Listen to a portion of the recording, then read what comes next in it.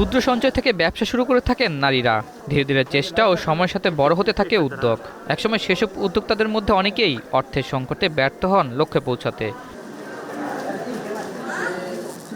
আবার লক্ষ্য পূরণে তাদের মধ্যে কেউ নিয়ে থাকেন উচ্চ সুদের ঋণ। স্বল্প ঋণ নিয়ে কেউ কেউ সফল হলেও উচ্চ সুদের চাপে সব হারিয়েছেন অনেকে। এতে ব্যবসা ছোট বা বন্ধ করতে হয়েছে।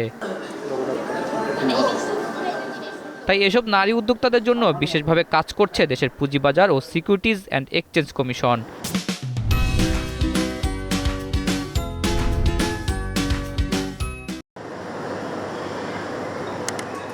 বর্তমানে দেশের পুঁজিবাজারে 17,73,000 ব্যক্তি বিনিয়োগকারী রয়েছেন। এর মধ্যে 4,32,000 নারী বিনিয়োগকারী, যা পুরুষের চেয়ে 1/3। দেশের অর্থনীতিতে নারীদের অবদান রাখতে পুঁজিবাজার থেকে অর্থায়নের কথা জানান বিএসইসির চেয়ারম্যান। মানি মার্কেট আর ক্যাপিটাল মার্কেট যদি তার নিজ রোল প্লে করে এবং সে যদি ঠিকভাবে তার কাজগুলো করতে পারে, তখনই এই যৌথ শক্তি একটা দেশের অর্থনীতিকে এগিয়ে নিয়ে যেতে পারে।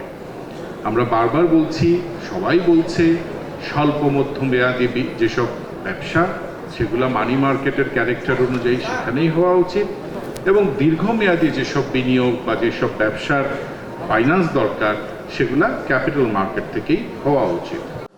অপরদিকে অর্থনীতির তুলনায় পুঁজিবাজার সেরকম এগোয়নি বলে জানান স্পিকার ডক্টর শিরিন শারমিন চৌধুরী।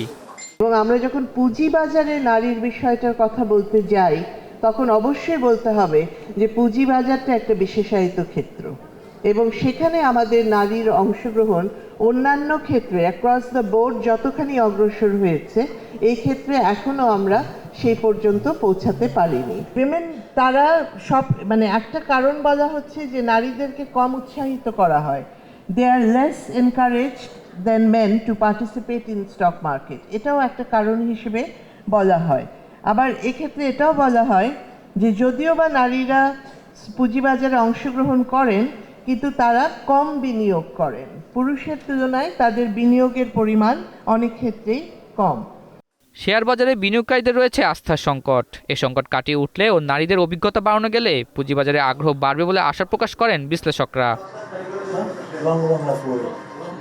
আতাউর নিয়ন, এখন, ঢাকা।